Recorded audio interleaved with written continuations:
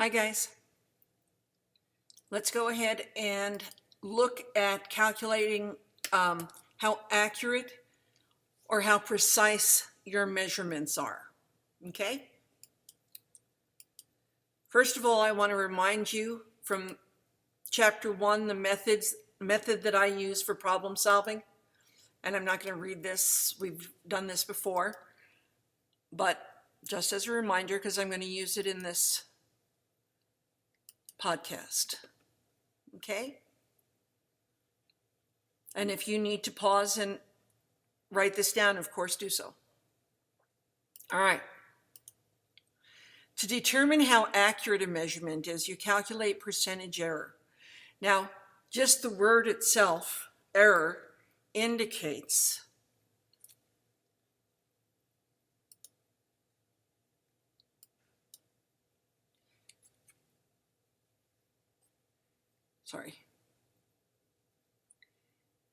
error indicates that this is either right or wrong. So in order to determine how accurate something is, you need to have the actual value of that thing. Okay? To calculate percentage error, you use this formula, and you probably all remember this from freshman year. You have your experimental value minus your actual value, and then you divide by your actual value, and then you times 100, okay? If the percentage that you get is a positive, then that means your experimental is above the actual. If it's a negative, it means your experimental is below the actual, okay?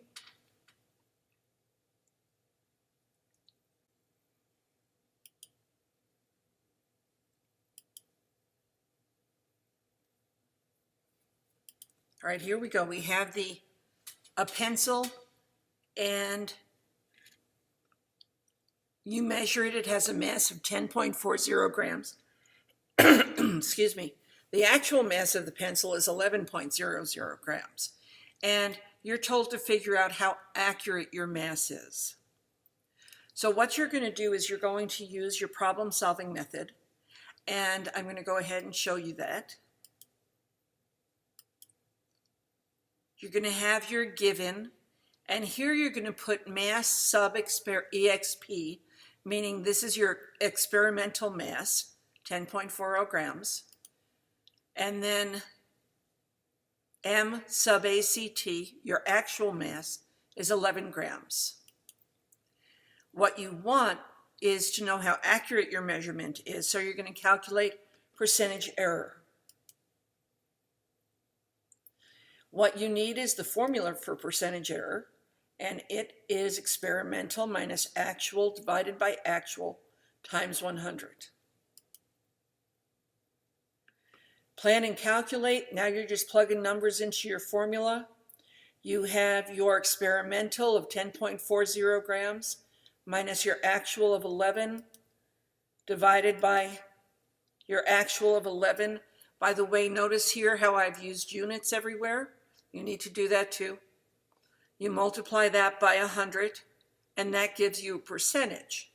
The reason that gives you a percentage is because here you would have a negative 0.6 grams over 11 grams, and the grams would cancel. And we can talk more about that in class if you'd like.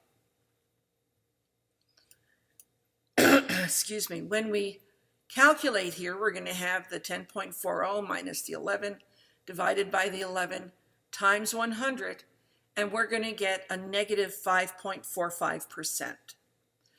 It's a negative, so you are below the actual. So that tells you that your measurement was within 6% or 5.5% of the actual, which isn't too bad. Let's do another one. The actual density of copper is 8.4 grams per cubic centimeter. You calculate the density as 9.3 grams per cubic centimeter. How accurate is your measurement? What I would like you to do now is to stop the video and set your problem solving method up for this problem.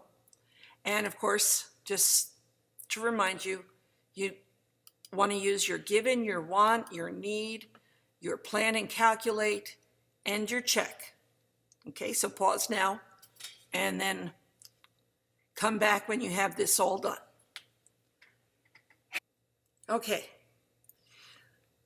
so let's go ahead and go over this. I've put up here, as I always do, I put the numbers up here so that we don't have to go back and forth.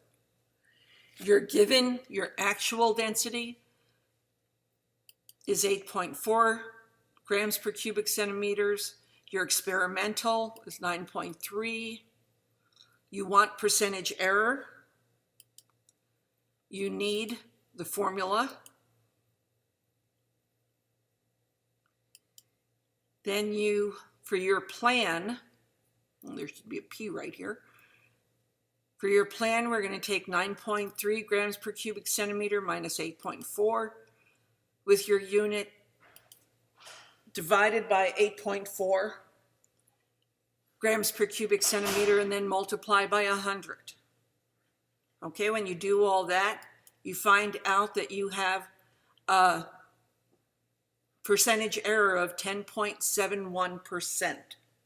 Not as good as the last one, which was about 5%.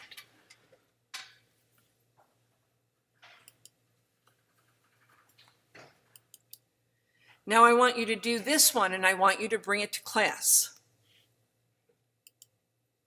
And I'll let you read it. Pause. Whoops, I didn't give you much time. Go ahead and pause here and write down the stuff, do your given, your want, all the different steps of the problem solving method, and calculate and get an answer.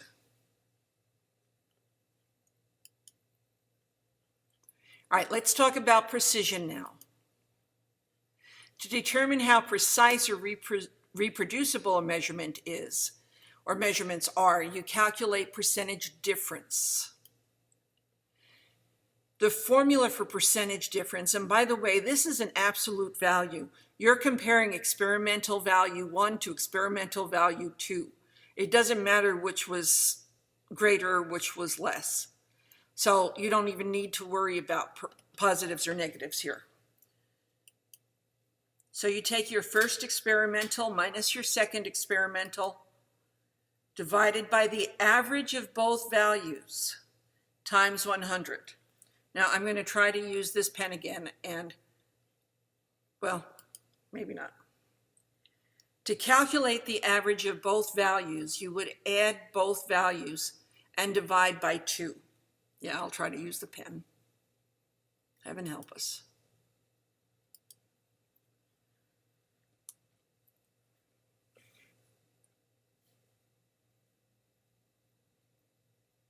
All right.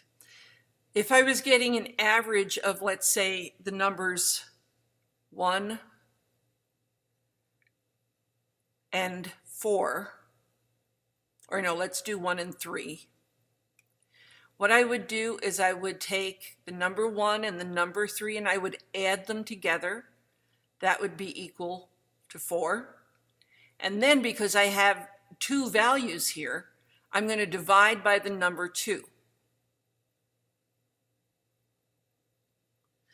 Now when you take 4 divided by 2, you see that the average then becomes 2. Okay? I mean, I just don't want you to worry about this. It's just a typical average that you're getting. And you have to calculate the average before you can actually work the problem. Let's get off the pen now.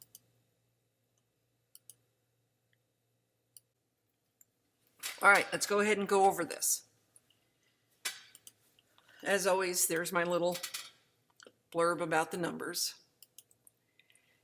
To set up your problem solving here, you should have volume experimental and volume experimental, because there is no actual here. You're just comparing 2 experimentals. You want percentage difference, or you want to know how precise the 2 measurements are, how close they are to each other.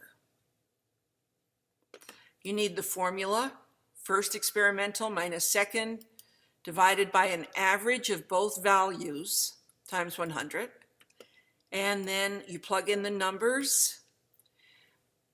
Keep in mind that whenever you get an average of something, the average has to fall between the numbers that you are getting the average of. So for example, this 24.35 is between 25.1 and 23.6. So it's probably a correct average. Sometimes people add these together and then they forget to divide by 2 or various things. So here's your setup, and you have 6%. Does it matter if it's plus or minus? No, because this is percentage difference. All right, you mass an object and find it has a mass of 22.59 grams. Your partner masses it, he gets 22.26 grams. And how precise were your measurements? Do this and bring to class. See you in a day or two. Remember to bring any questions you have to class for me.